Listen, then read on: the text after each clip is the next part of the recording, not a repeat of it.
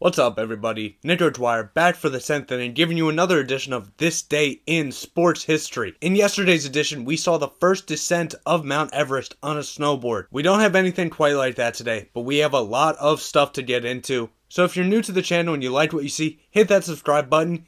If you all enjoy the video, leave a like on it for me, and let's get into it. This Day in Sports History.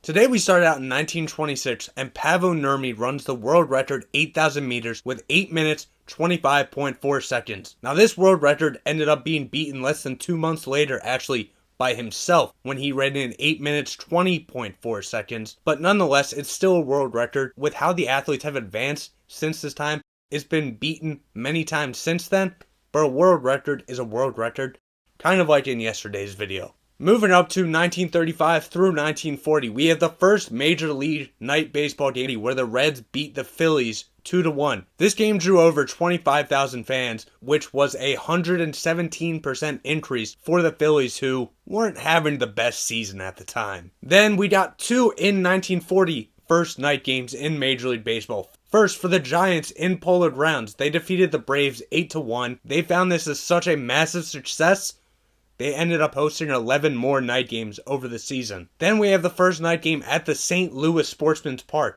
The Indians ended up spoiling the night game for the Browns.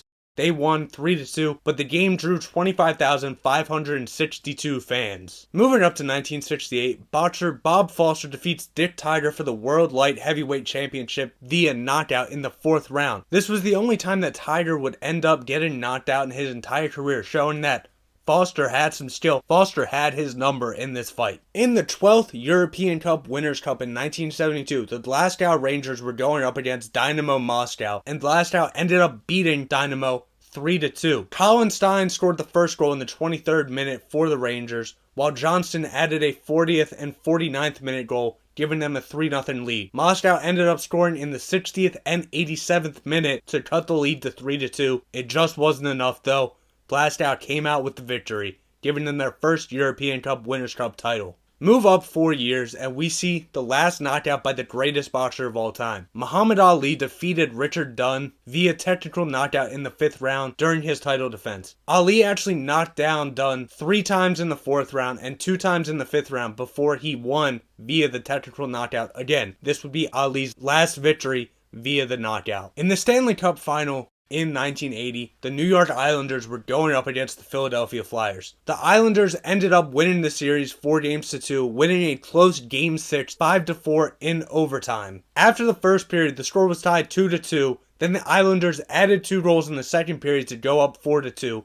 The Flyers came right back though, scored 2 goals in the 3rd period, went down to overtime, when Bobby Nystrom got the game-winning goal 7 minutes into overtime, giving him his second goal of the day, giving the Islanders their first Stanley Cup, the first of 4 straight. Pick it up a year later, we have one of the most controversial Indy 500s that was ever raced. One of the most controversial races of all time. Bobby Unser, he ended up winning, then losing, then winning because he illegally passed cars coming out of the pit during a caution which said he would be docked a place in the final standings. He ended up winning the race. The next day they said, well, since you're docked, you're moving to second.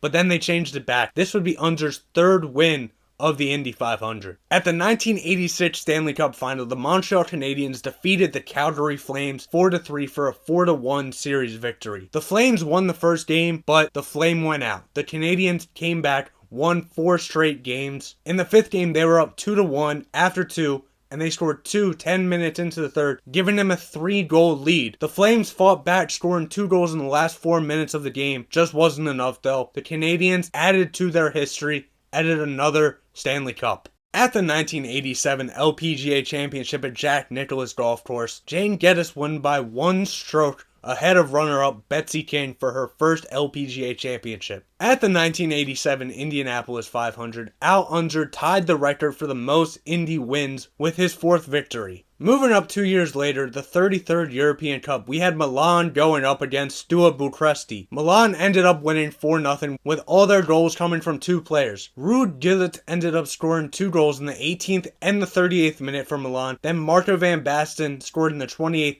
and the 46th minute, giving Milan the 4-0 lead. That's a lead they would hold for the rest of the game. They would end up winning the 33rd European Cup. In the NHL in 1990, we saw a dynasty in the making. We actually saw a dynasty kind of at the end of their run. Still a dynasty nonetheless. In the Stanley Cup final, the Edmonton Oilers, who had won 4 of the past 6 Stanley Cups, were going up against the Boston Bruins. The Oilers, looking for their 5th cup, would not be denied. They ended up defeating the Bruins 4-1 for a 4-1 series victory. The Oilers took a 2-0 lead after 2 periods, then added 2 more in the 3rd period. Boston got 1 goal. It just wasn't enough though. The Oilers were one of the greatest dynasties with and without Wayne Gretzky. They won their 5th championship in 7 years. In the 1993 NHL Prince of Wales Conference Final, the Montreal Canadiens defeated the New York Islanders 4-1. The Canadiens won the first 3 games, but couldn't win the 4th one for the sweep. Game 5 they made up for it. They got up to a 5-0 lead with less than 5 minutes remaining in the 2nd period.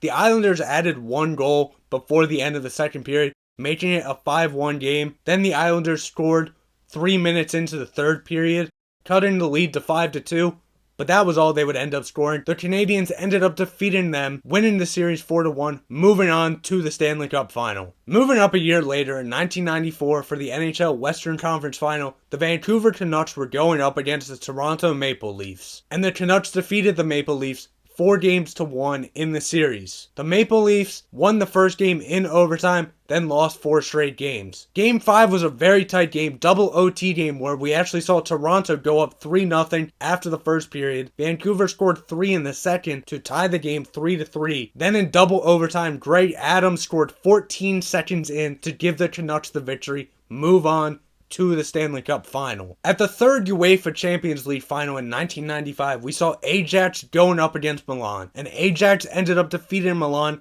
1-0. This was Milan's 3rd straight Champions League final game, and they were looking for their 2nd victory of this time. Patrick Kluivert, though, had a different feeling about this. He ended up scoring for Ajax in the 85th minute. At 18 years and 327 days old, he was the youngest player to score in the Champions League final history. Ajax ended up defeating Milan, making sure they could not win another championship under their belt. At the 1998 edition of the Indianapolis 500, Eddie Cheever Jr. won his only Indy 500 title 3 seconds ahead of 2nd place. At the 8th UEFA Champions League final in 2000, Real Madrid defeated Valencia 3-0. Fernando Morientes scored in the 39th minute, Steve McManaman scored in the 67th minute, and then Raul scored in the 75th minute to give Madrid their 8th cup title. In 2003, the Super Rugby final, the Auckland Blues beat the defending champions Canterbury Crusaders 21-17 to give them the 3rd title. This was one of the closest matchups in the Super Rugby final, and this was a great game all around. The Blues ended up coming in clutch when they needed it the most though,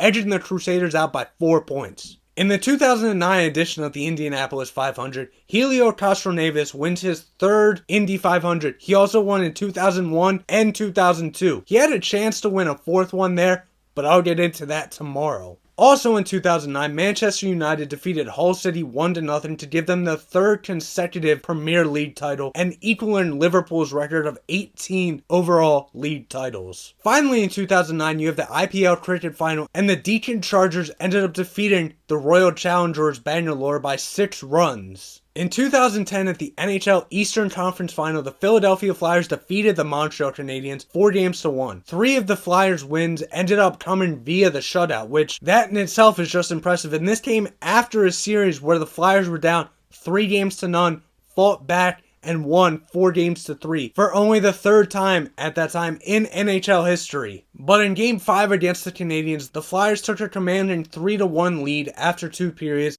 maintained that lead, winning 4-2, moving on to the final. A year later at the NHL Western Conference Final, the Vancouver Canucks defeated the San Jose Sharks 4-1. The Canucks took the first 2 games, lost the 3rd game, won the 4th game. The 5th was the deciding game for them. They ended up winning 3-2 in double overtime. The Canucks took a 1-0 lead after 1. The Sharks came back, took a 2-1 lead shortly into the 3rd period, and with 14 seconds remaining in the game, Ryan Kessler scored the game-tying goal for the Canucks, forcing it to overtime. Then 10 minutes into double overtime, Kevin Bieksa scored the game-winning goal for the Canucks, giving them the 3-2 victory.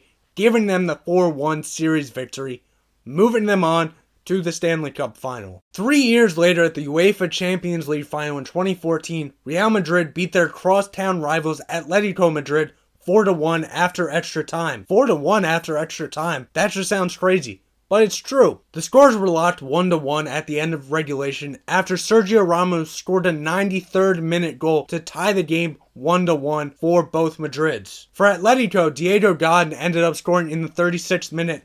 They thought they had this game won. Ramos came back though in the 93rd minute, said otherwise. Then in extra time, Gareth Bale, Marcelo, and Ronaldo all ended up scoring to give Real Madrid the 4-1 victory. At the 2015 edition of the Indianapolis 500, Juan Pablo Montoya ended up getting his second Indy win 15 years after his first victory in 2000. Also in 2015 at the IPL cricket final, the Mumbai Indians defeated the Chennai Super Kings by 41 runs to get their second IPL title. In 2017, the UEFA Europa League was won by Manchester United as they defeated Ajax 2-0. Manchester United with this win became one of 6 clubs to have won 3 major European trophies: the UEFA Champions League, the UEFA Cup, and the UEFA Cup Winners' Cup. Paul Pogba ended up scoring in the 18th minute when the shot was deflected off Davinson Sanchez. Then Henrik Mkhitaryan ended up scoring in the 48th minute,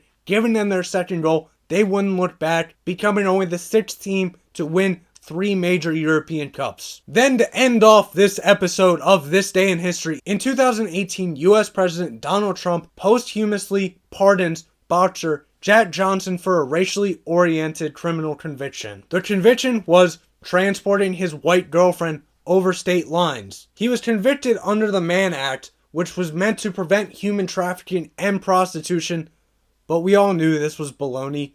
Donald Trump ended up pardoning him. Well, what does that matter? He passed away. He's not here to know it. Well, his family knows it. His family was thankful for it. So, we have some good news to end off this episode. So there you have it. That's what happened on this day in sports history. If I left anything out, let me know down in the comment section. For Nick O'Dwyer and the 10th inning, stay safe out there. See ya.